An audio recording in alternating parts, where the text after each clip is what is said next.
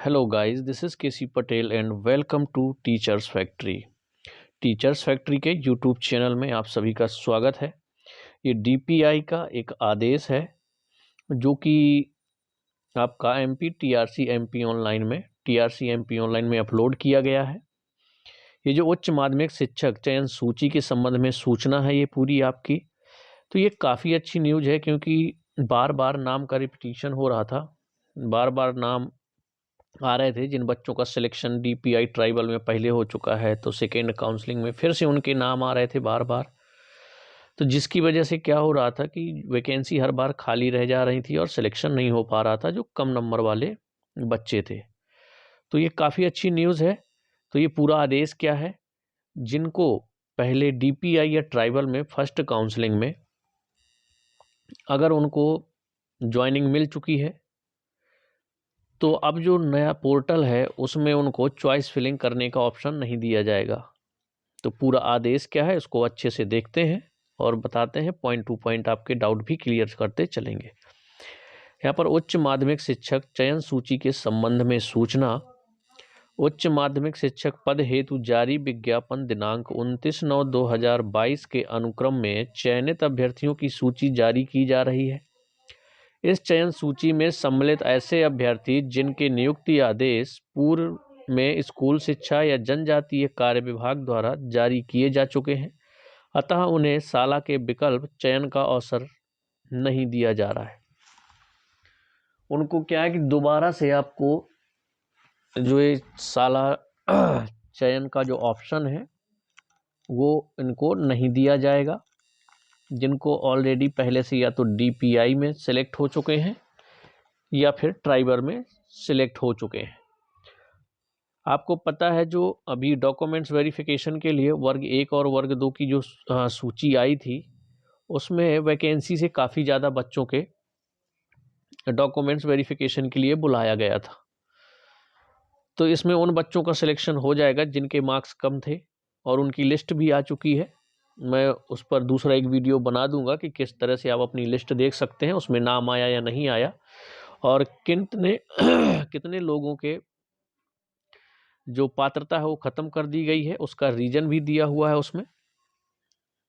जिनके पात्रता ख़त्म हुई है, नाम है, नाम के आगे उसका एक रीजन भी दिया हुआ है, तो उस पर हम एक वीडियो बना लेंगे। अभी फ़िलहाल इस आदेश को देख लेते हैं अच्छे से।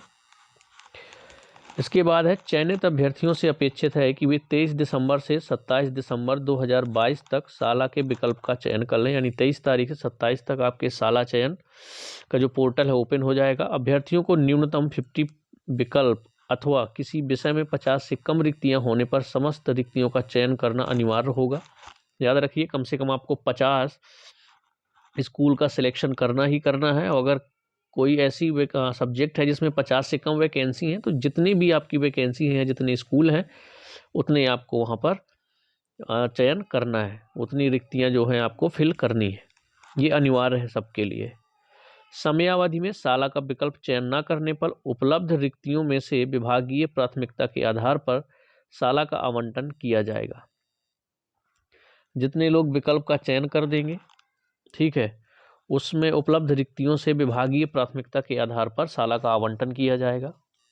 नेक्स्ट पॉइंट है, जिन अभ्यर्थियों के नाम के समक्ष प्रोविजनल लिखा गया है उनके दस्तावेज प्रमाणीकरण हेतु विश्वविद्यालय अथवा सक्षम अधिकारी जिसके द्वारा दस्तावेज जारी किया गया था को प्रमाणीकरण हेतु भेजे गए हैं। प्रमाणीकरण के आधार पर संबंधितों को अभ्यर्थता मान अमान्य की जाएगी। कहने का मतलब ये है कि कुछ जो डॉक्यूमेंट्स है, कुछ मार्कशीट है, अगर डिपार्टमेंट को डाउट हुआ है तो उन्होंने जहाँ से आपने डिग्री की है उस यूनिवर्सिटी या विश्वविद्यालय को वेरिफिकेशन के लिए भेजा गया है कि ये आपके यहाँ की डिग्री है या नहीं है, फर्जी तो नहीं है। ये सारी चीज़ें होंगी, उसके बाद ही आपको मान्य या अमान्य किया जाएगा। आई होप आपको समझ में आ गया होगा तीसरा पॉइंट।